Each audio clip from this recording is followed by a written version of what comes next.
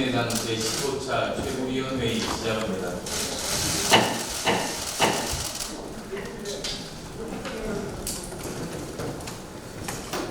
어제 대구를 다녀왔습니다. 많은 창업자분들과 간담회를 통해서 여러 가지 고민되는 그런 부분들 말씀을 듣고 거기에 대해서 저 나름대로 조언들을 해드리는 참 귀중한 시간이었습니다. 대구는 코로나19 사태로 가장 심각하게 피해를 당한 곳입니다. 그렇지만 또 한편으로 가장 먼저 코로나19를 극복하고 지역 경제 살리기를 우선적으로 할 수 있는 중요한 곳이기도 합니다. 그래서 지방정부 중에서 대구가 가장 먼저 코로나19에 대한 대응책들, 어떻게 하면 사회적인 거리두기를 점진적으로, 체계적으로, 그리고 과학적인 데이터에 근거해서 완화시킬 수 있는 것인지, 그리고 또 거기에 따라서 지역 경제를 어떻게 살릴 것인지를 다른 지자체에도 잘 알려줄 수 있는 모범 사례로 거듭나기를 바라는 마음에서 여러 가지 조언들을 드리고 왔습니다. 아무쪼록 대구를 포함해서 우리나라 전역에 걸친 많은 도시들에서 이러한 시도들이 활발하게 시행될 수 있기를 바랍니다. 지난 토요일은 고 노무현 대통령 서거 11주기였습니다.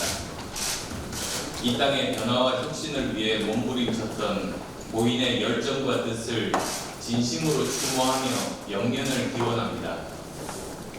그리고 고인의 유지를 잇겠다는 여야의 다짐을 보면서 대한민국이 진정으로 가야 할 정치의 기본과 방향을 생각해 봅니다. 정치권이 공황아흐를 찾지만 정작 그분이 꿈꾸셨던 진정한 대한민국의 모습에 대한 관심은 부족한 것 같습니다. 여당에서는 그분이 꿈꾸셨던 반칙과 특권이 없는 공정한 사회, 정의로운 나라, 사람 사는 세상을 국민과 함께 만들어갈 것이라고 주장했지만 과연 지금 정부 여당이 보여주는 모습이 그분의 뜻과 맞는 것인지 묻습니다. 저는 국민의 한 사람으로서 노무현 대통령은 스스로를 가장 낮춘 대통령, 소탈하고 누구보다 국민에게 가까이 다가갔던 대통령, 그리고 지지자들을 사랑했지만 누구보다 모든 국민의 생각을 담는 정치를 펼치려 했던 대통령으로 기억합니다. 그분이 살아계셨다면 자기 진영과 지지자들로 자신들만의 무리를 지어 적대적 대결을 하는 지금의 정치 현실을 보고 뭐라고 하셨을지 궁금합니다. 노무현 대통령은 자신과 자기 편에 너무나도 철저하고 엄격한 분이셨습니다. 유명을 달리하신 것도 어찌 보면 진정으로 명예를 소중하게 생각하고 역사의 발전과 진보를 결코 멈출 수 없었기 때문일 것입니다. 그분이 살아계셨다면 지난해 조국 사태와 지금의 윤미향 씨 사태에 어떻게 대응하셨을까요? 아마도 부끄러운 줄 알아야지 라며 일갈하시지 않았을까요?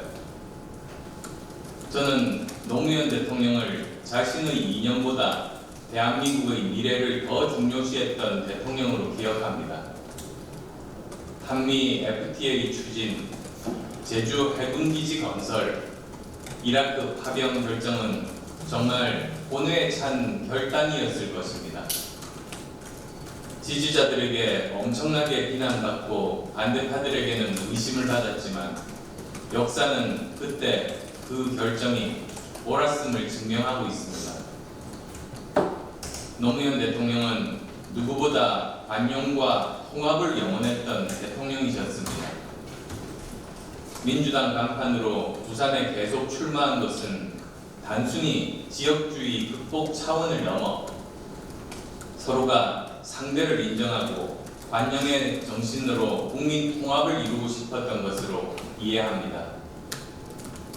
그러기에 비록 이루어지지는 못했지만 국민 통합의 정치를 실현할 수만 있다면 야당과의 대연정도 과감하게 주장할 수 있었던 것입니다. 지금 여야가 진정한 협치를 실현하려면 최악으로 평가받는 20대 국회의 전철을 밟지 않으려면 배제와 증오, 단절과 부정이 아닌 미래로 함께 손잡고 나아가려는 포용과 진취적 자세가 필요합니다. 지금 여당은 노무현 없는 노무현 시대를 이야기하지만 먼저 진정한 노무현 정신의 DNA가 있는지 묻고 싶습니다.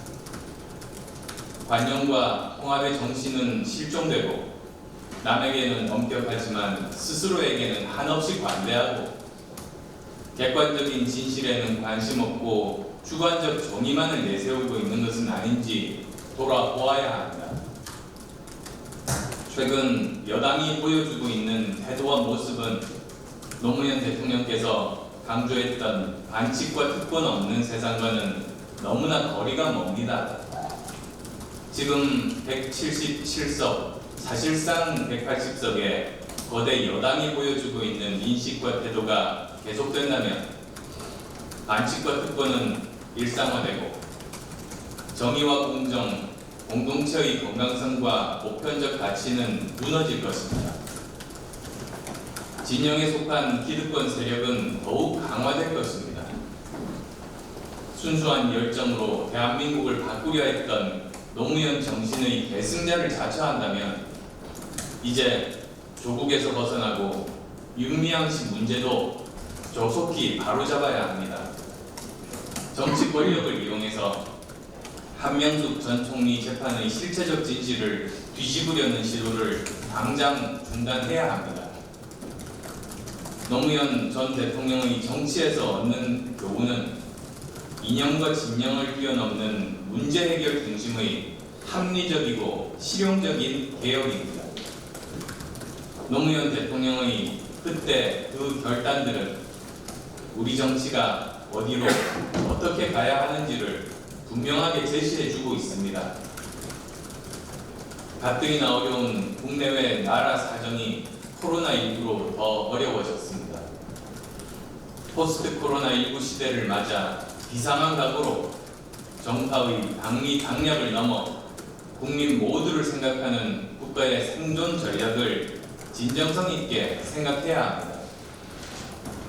경제사회적 불평등 구조를 해체하는 진정한 개혁의 방향과 과제에 여야가 머리를 맞대야 합니다. 국민의당은 국민 통합과 대한민국 미래 의제에 대해 선제적으로 고민하고 대안을 찾아 나서겠습니다. 그리고 정치의 혁신과 우리 사회의 합리적 개혁을 위해서라도 과감하게 타협하고 결단할 것입니다. 노무현 전 대통령 서거 11주기를 맞아 어려운 국면에서 도전과 웅전의 역사를 써나갔던 노 대통령을 생각하며 우리 정치의 책임과 역할을 생각해 보았습니다.